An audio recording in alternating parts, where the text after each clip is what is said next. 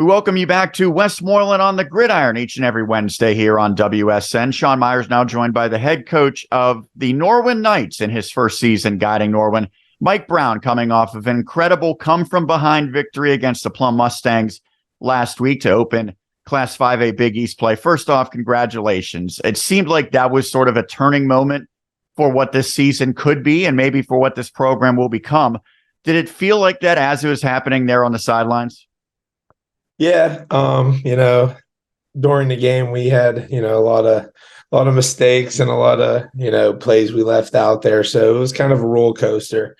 But, the kids fought hard, and, those last 8 minutes kind of were a testament to the kids to never give up, and kind of that's what we kind of tell them each and every day. So we came out with a victory, which was our goal, start off the conference fast. So, we're excited, and we're excited to hopefully keep it going. I know that, Plum's a pretty highly regarded team, seemingly a team that's ascending, but I think a lot of people would say the same thing about the Knights now. You were very competitive in week 0 against Upper St. Clair. You got the first win against Fox Chapel a couple weeks ago, and now you get your first conference win. Have you seen steady improvement from the start of the season up to this point? Yeah, absolutely. I think the kids, they're starting to become comfortable, with the system, and they've had quality opponents each and every week, which I think that's, a real big benefit for us where, we're playing right off the bat two, kind of powerhouses in 5A. And we're competing with them and we're playing with them. So I think that kind of helped us to get ready for, the conference play, which, we start off with Plum, who's a great football team, they're very well coached. They play extremely hard. They're extremely disciplined. So I think it kind of helped us to have, those first couple games where, they were non-conference, but they were against, quality opponents to get us ready, for the conference. Yeah, and you're talking about Upper St. Clair, but you're also talking about Penn Hills, which many people think might be the best team in 5A. Now, they did lose this past week, but that's a very talented group. When you think of the team's growth, obviously, I think most people think of your starting quarterback, Tristan Tavares. He's made some major strides from a year ago when he played and at times struggled as a freshman. How has he gotten better, and how important is it that he has sort of become an anchor for your offense? Yeah, we kind of joke about it with the coaching staff that, he is a sophomore, and, he kind of comes to work and has his work ethic. He is, a senior in that capacity where, football is very important to him and having success is very important to him. But, he's kind of growing up like right in front of us. I think he's becoming more comfortable with the offense and reading the defenses. And I think, that's a testament to our two coordinators, Joe LaRisha and Connor Schultes, getting him ready so he knows exactly what he's going to see every Friday night. But I think, honestly, he's just a gamer. He steps up when we really need him, whether it's through his arm or through his legs. And he finds the open guy, and he kind of makes those extended plays, especially, last week with a couple. And I think he just on Friday, he shows up, which I think a lot of times, people don't really kind of measure that as a quarterback, showing up when it means, it's 3rd and 5 or it's 4th and 2 and you need to get that first down or you need that game-winning drive. He's been showing up, and again, he's been kind of growing up right in front of our eyes, which is pretty cool to see. Last year when you were at Hempfield area, you got some good quarterback play. You got really good offensive success early in the season. Now, you mentioned your coordinators. Last year, it was Ryan Ritz who was guiding the offense, and it was really predicated on incredibly fast tempo. And I know you said when we talked to you before the season, it's going to be a little different, but you still liked how that played out and the benefits that came with that. Have you been able to implement that to your liking so far here at Norwin? Yeah, I think we're doing a good job, with picking the tempo where we see fit. We're never going to do something just to do it. I know different weeks are going to call for different types of tempo. But again, that just becomes what the defense is getting us or how the game's playing out, where the field position is, and all things like that. But, we're filling it out. The kids practice extremely fast, no matter if we are going up tempo or not. That's kind of our conditioning style during practice. So, we'll be ready for it if we need it. I think that a lot of people, the first thing they talk about with the high school football team is the quarterback. And then if there's any big time college recruits and you happen to have one of those in Jackson Ponds, I know that he's been really good kind of doing the little things, playing defense or drawing attention. But when you look at the statistics over the last couple of weeks, it's been other guys who have stepped up on offense. How have other players kind of taken their game to the next level, and who in particular has impressed you in that regard?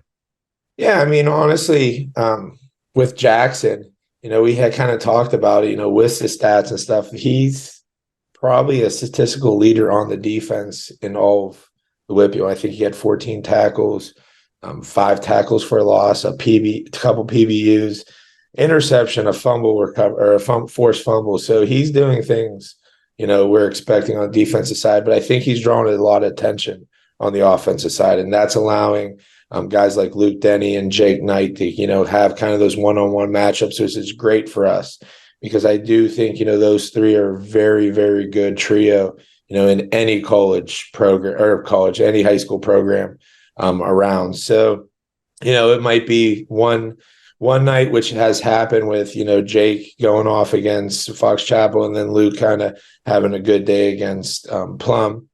But I think, we need that as an offense where it's just not, if you shut one guy down, you shut that whole, offense down. So, I think we're lucky right now that we have 3 quality wide receivers that we can get the ball to. Talking to Mike Brown here on Westmoreland on the Gridiron, the head coach of the Norwin Knights, coming off of a victory come from behind fashion against the Plum Mustangs last week. Well, to come from behind like that, obviously you need some big plays on offense. You got that, but your defense really solidified itself during that fourth quarter. How has that unit impressed you? Yeah, we're just, I think, very, very athletic. I know we're not the biggest defense, but we can move side to side and horizontally, which is great because that's where we want the ball going. We play a little bit of different, defense with a 3 high safety, but again, kind of like we just talked about with the offensive side, we have the athletes, I think, to be able to play that. But that really, you can only play that defense if you have 3 down good linemen. And we're really stepping up at that spot, getting the physicality where it needs to be because, our first goal is always going to be to stop the run. And I think those, guys that have been in those positions at the inside the 3, they're really stepping up for us and they're stopping that run where we can kind of, man people up on the outside and, kind of just bring the pressure on those third downs. I want to go big picture here. So you come from rival Hempfield area to Norwin. I'm sure at the very beginning, the transition, there was probably some moments where you had to convince the players to kind of believe in your vision. How long did that take? And when did you kind of see the buy-in paying dividends? Yeah, I mean, we talked about it all off season, during lifting, during spring ball, but it really wasn't, I guess, clicking or, the belief wasn't really there because we really haven't practiced. We didn't really put the pads on and anything. But I think, halfway through camp, I think the kids kind of saw, our expectations as a staff and, what we need to do, to kind of get this program, heading in the right direction. But I couldn't be more thankful for these kids. They have full belief and we have full belief in them. I think we both have trust in each other, staff wise and player wise, and I tell them every day, I love the kids. I love being around each and every one of our players, each and every one of our staff members. And, coming into practice, whether it's a Tuesday, whether it's a Wednesday, you're not dreading it. You're actually looking forward to it. I'm lucky enough to teach elementary school. So I'm kind of flying all the way to North Huntington because I'm excited to go to practice. And, that doesn't happen too often. So, I think we're on the right direction, but I think it's the program. I think it's the whole, everybody involved, whether it be the coaches, whether it be the student athletes, even the trainers, we're all in it together and it's all one big team. And it's been great for us. I know most of your focus is on your games, obviously, but you certainly can't help but notice that it's been kind of a crazy Big East conference. Gateway somehow loses its first 3 games, but then they knock off the defending champion Franklin Regional. Penn Trafford appears to be down a little bit, although they have yet to play a conference game. When you look at what's remaining on the schedule, obviously you play Penn Trafford, you play Hempfield area. Those 2 games have meaning for you, and then you play the 2 teams that I think most people thought were the favorites, or at least they were the co-champs last year in FR and Gateway. What are the goals in the conference for your team? Yeah, I mean, we're going to take it, week by week, game by game. But, the goal is always try to win the conference, and that should be everybody's goal heading in, to conference play. And, we realize, what our conference is all about. We realize, the non-conferences kind of have meaning, but kind of don't at times, and some teams play a lot better, scheduled than some. And that's, perfectly fine because that's how high school football is. So, I think this year especially, the conference is up for grabs with any team because they're all quality football teams and they're all very well coached, and they're all could have a shot and they could make a run. But our biggest focus, is on each game. We're not going to look ahead to anybody. We're not going to focus on anybody besides, that week that we're playing.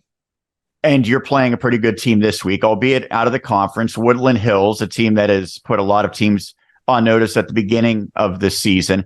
And they've got some terrific players, much like you have a sophomore quarterback. They have one, and then they have a receiver, also a sophomore, who might be one of the best players in all of the WPIAL, and Scoop Smith. What challenges they present and how important is this game, albeit a non-conference one? Yeah, I mean, anytime you go down to Wolverine, it's going to be a bloodbath, whether, it's midget football all the way to the high school. So, we're excited to go down and play, Woodland Hills. They're a very, very good team. They're very athletic, as you said, with, the wide receivers and the running backs and the skill positions. But I think where, a lot of times people get misconstrued with the Woodland Hills team is how physical they are up front and how big they are up front, and that's, one thing, them controlling the offensive line that we worry about. So, our big goal this week is try to control, those first downs, the second downs, and win them, whether it be defensively or offensively. And that's going to have to be done up front because, it's almost a matter of time when you let, the Smith kid get loose, and it's going to happen. How are we going to respond to it? Or can we, hold that big play to a 12-yard gain rather than, a 52-yard gain or an 88-yard gain? So, we're going to try to control up front. We're going to try to match their physicality, and hopefully, we can come out with a big win. Well, Mike, you certainly came out with a big win last week against Plum. Congrats on that. Great start to your career coaching in Norwin, and good luck the rest of this season. Appreciate it. Thank you. That's Mike Brown. We'll take a break and continue with more of Westmoreland on the Gridiron right here on WSN.